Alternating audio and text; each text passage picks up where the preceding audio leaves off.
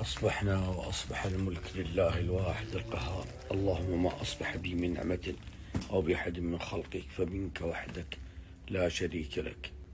حافظوا على الصلوات والصلاة الوسطى وقوموا لله قانتين. اللهم آتنا في الدنيا حسنة وفي الآخرة حسنة وقنا عذاب النار. يا مقلب القلوب والأبصار ثبت قلوبنا على دينك وعلى طاعتك يا أرحم الراحمين. لا إله إلا الله وحده لا شريك له، له الملك وله الحمد وهو على كل شيء قدير. أعلم أن الله على كل شيء قدير وإن الله قد أحاط بكل شيء علما. اللهم إني أعوذ بك من شر نفسي وشر الشيطان وشركه. اللهم إني أسألك العفو والعافية والمعافاة الدائمة. قال رسول الله صلى الله عليه وسلم: كلمتان خفيفتان على اللسان ثقيلتان في الميزان حبيبتان إلى الرحمن، وهي سبحان الله وبحمده سبحان الله العظيم. دائما كرر سبحان الله وبحمده سبحان الله العظيم عدد خلقه ورضاء نفسه وزنة عرشه ومداد كلماته. عن أبي هريرة رضي الله عنه إن الرسول صلى الله عليه وسلم قال: إن العبد ليتكلم بالكلمة ما يتبين فيها ينزل بها في النار أبعد ما بين المشرق والمغرب. أمسك لسانك عن أعراض الناس. بالعبارة السوقية بعض الناس بجيح، يجي يقول قدام أنت كذوب، أنت حرامي، أنت سروق، أنت نصاب، أنت والله ما فيك خير، أنت ليه؟ وش هالجرأة؟ بعض الكلمات تكسر الخواطر. الكلمات الجارحة ظلم، الكلمات البذيئة ظلم، الكلمات التي لا تراعي خواطر الناس ظلم. ولا ينبغي أنك تكون متهور في الكلام مع الناس بهذه العبارات الجارحة وحاط نفسك أنت كأنك وكيل آدم على ذريته. هذا حرامي وهذا كذاب وهذا فيه وهذه فيها وهذه فعل. ليش؟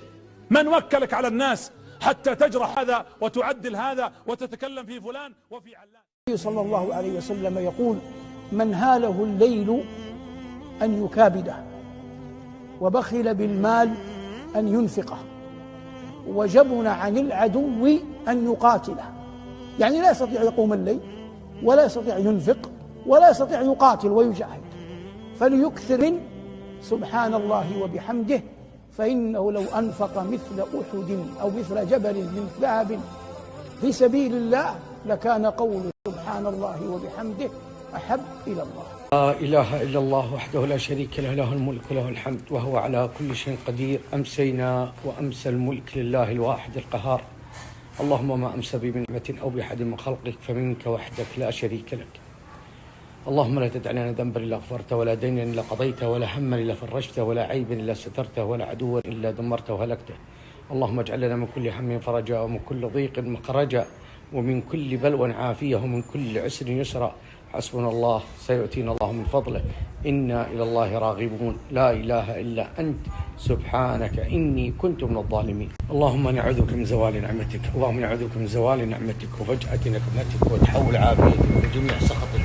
اللهم نسألك النعيم المقيم الذي لا يحول ولا يزول. اللهم ما كتبت في هذه اليوم من خير وبركة وعفو وعافية ورزق فاجعل لي وافر الحظ والنصيب أنا ومن يسمعني ومن أمن على دعائي. اللهم نعوذ بك من الهم والحزن، وأعوذ بك من العجز والكسل، وأعوذ بك من البخل والجبن، وأعوذ بك من غلبة الدين وقهر الرجال. اللهم انصر جنودنا، اللهم انصر جنودنا واحفظ حدودنا ووفق رجال أمرنا واحفظ رجال الصحة في كل مكان يا رب العالمين يا رب العالمين. لا إله إلا أنت سبحانك إني كنت من الظالمين. اللهم صل وسلم وبارك وأنعم على سيدنا محمد وعلى آله وصحبه وسلم عدد ما ذكره الذاكرون وغفل عن ذكره الغافلون إلى يوم الدين. والأعمال يا حي يا قيوم، وخذ بناصيته للبر والتقوى. اللهم إنا نسألك العفو والعافية والمعافاة الدائمة في الدين والدنيا والآخرة. اللهم اجعلنا لك ذكارين، لك شكارين، إليك أواهين منيبين. اللهم عليكم ورحمة الله وبركاته. أخواني ومتابعينا الكرام، لا تسمع من ينصحك عن أخذ اللقاح. الدولة ما صرفت هذه الملايين إلا لحفاظ عليك، والآن إن شاء الله على اللقاح الثاني. دعواتكم، وأتمنى من الجميع أن يأخذ اللقاح. ما شاء الله تبارك الله، الله يحفظ دولتنا ويبارك فيهم على التنظيم وعلى العمل اللي يقومون فيه. طبعا أخواني لنفاذ الكمية الموجودة، طبعا جت رسالة احنا ما انتبهنا لتأجيل الموعد لمدة 3 أسابيع. يا أخوان بادر وسجل اسمك في صحتي، بكرة ما تلقى تطعيم. اللهم أني بلغت، اللهم فشل. طبعا للتوضيح يا أخوان، أنا أخذت اللقاح الأول وعندي موعد اليوم للقاح الثاني، ولكن جت رسالة ولا انتبهنا لها على تأجيل الموعد يعني لموعد آخر. اللهم لا تقدمنا للشر ولا تعجلنا عنه. ولكن الكلام للجميع، أخذ اللقاح مهم، تحمي نفسك وتحمي الآخرين. أعتقد أنه هذا اللقاح بإذن الله تعالى يحميك بحوالي 90 إلى 95% بإذن الله كما قيل لنا. فأتمنى من الجميع أخذ هذا اللقاح. اللهم يحمينا ويحميكم ويحمي هذا البلد وجميع بلاد المسلمين من كل مكروه، إنه القادر على ذلك وإنه على كل شيء قدير. اللهم لك الحمد حمدا كثيرا طيبا مباركا فيه، ملء السماوات وملء الأرض وملء ما شئت من شيء بعده. لك الحمد حتى ترضى ولك الحمد إذا رضيت. بإذن الله تعالى، بإذن الله تعالى بعد قليل إن شاء الله على الطائف.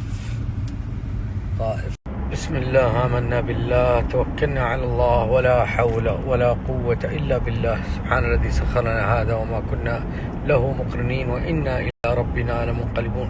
اللهم نسألك بسفرنا وجميع أسفارنا البر والتقوى من العمل ما ترضى. اللهم أنت الصاحب في السفر والخليفة في الأهل. اللهم نعوذ من عثاء السفر وكآبة المنظر وسوء المنقلب في المال والأهل والولد. معصية عند الله تعالى أكبر من الزنا والقتل، ويفعلها الكثير منا دون علم. في عصر سيدنا موسى عليه السلام حدثت هذه القصة. أتت امرأة إلى موسى عليه السلام تائبة وقالت له: يا موسى، أنا زنيت وقد حملت من الزنا، وعندما أنجبت الطفل قتلته. فقال لها موسى غاضبا: ما هذا العمل العظيم الذي فعلت؟ اخرجي من هنا قبل أن ينزل الله علينا نارا من السماء بسبب ما فعلت.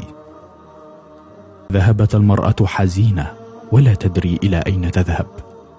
ثم أرسل الله عز وجل ملكا من السماء إلى موسى عليه السلام يقول له: ماذا فعلت بالمرأة التائبة؟ أما وجدت أفجر منها؟ فقال موسى عليه السلام: ومن أفجر منها؟ فقال: تارك الصلاة عامدا متعمدا، عمله أعظم مما عملت هذه المرأة. قال رسول الله صلى الله عليه وسلم: من جمع صلاتين من غير عذر فقد أتى بابا من أبواب الكبائر.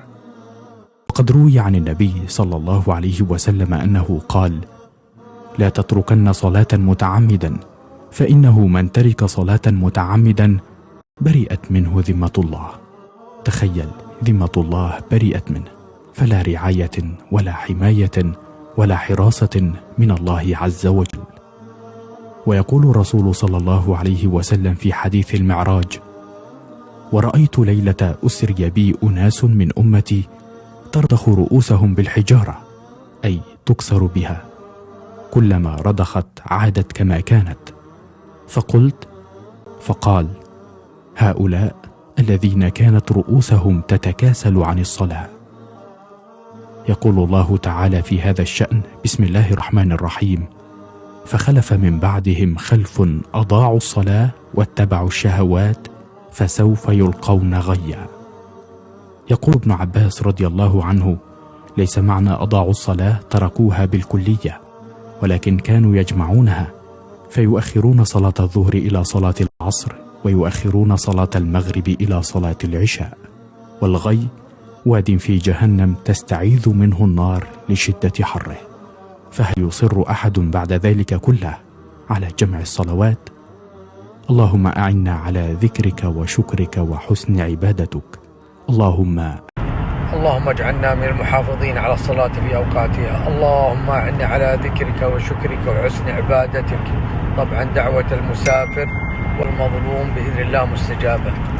اللهم لا تدع لنا ذنبا إلا غفرته، ولا دينا إلا قضيته، ولا هما إلا فرجته، ولا عيبا إلا سترته، ولا عدوا إلا دمرته ولكته. اللهم نعوذ بك من زوال نعمتك وفجأة نقمتك وتحول عافيتك وجميع سخطك. اللهم نعوذ بك من السلب بعد العطاء، وأعوذ بك من حقوق الأبناء وجفوة الأصدقاء يا مجيب دعوة الداعي إذا دعا. اللهم نعوذ بك من الهم والحزن، وأعوذ بك من العجز والكسل، وأعوذ بك من البخل والجبن، وأعوذ بك من غلبة الدين وقهر الرجال. اللهم آت نفسي تقواها وزكها أنت خير من زكاها، أنت وليها ومولاها. وصلى الله وسلم على سيدنا محمد وعلى آله وصحبه أجمعين. اللهم أنت ربي لا إله إلا أنت، خلقتني وأنا عبدك، وأنا على عهدك ووعدك ما استطعت، أعوذ بك من شر ما صنعت، أعوذ بك من شر ما صنعت، أبوء لك بنعمتك علي وأبوء بذنبي فاغفر لي، فإنه لا يغفر الذنوب إلا أنت. اللهم ارزقنا راحة البال وطمأنينة القلب وانشراح الصدر. اللهم من أرادنا بسوء فاردد كيده في نحره، فاردد كيده في نحره واشغله في نفسه، واجعل تدبيره تدميره، إنك على كل شيء قدير. حسبنا الله سيؤتينا الله من فضله، إنا إلى الله راغبون، لا إله إلا أنت سبحانك إني كنت من الظالمين. اللهم لك الحمد حمدا كثيرا طيبا مباركا فيه، ملء السماوات وملء الأرض وملء ما شئت من شيء بعده. لك الحمد حتى ترضى، ولك الحمد إذا رضيت، ولك الحمد بعد الرضا.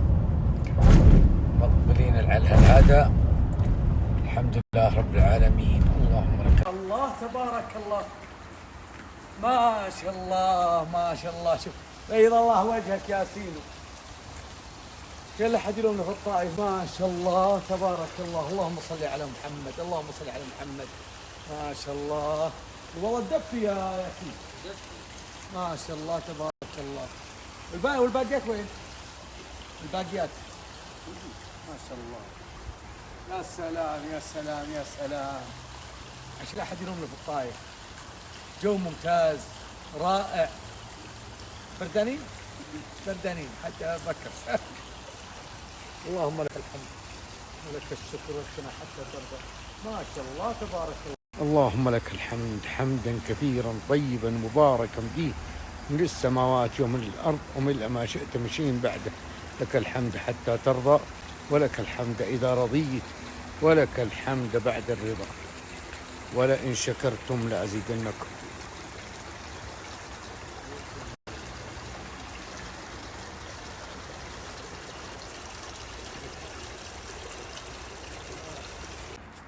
اللهم لك الحمد ولك الشكر والثناء حتى ترضى، ولك الحمد إذا رضيت، ولك الحمد بعد الرضا. ما شاء الله تبارك الله. تزرع الورد على طول يطلع. ما شاء الله تبارك الله. طبعا هذا ورد صناعي، شوف ما أجمله. ما شاء الله تبارك الله. اللهم صل على محمد. طبعا النافورة بتكون شغالة، حصل هذا شغال وصحبه وسلم. ما شاء الله. طبعا أنا أطفي الشمع الآن بدون ما أسوي أي مجهود، أولع النافورة وأطفي الشمع إن شاء الله. ما يلزم. طبعا بإذن الله بكرة يتم تنسيق الورد هذا. كل الورد صناعي حتى ينفع للحدائق. ما شاء الله. لا موية ولا حزنون.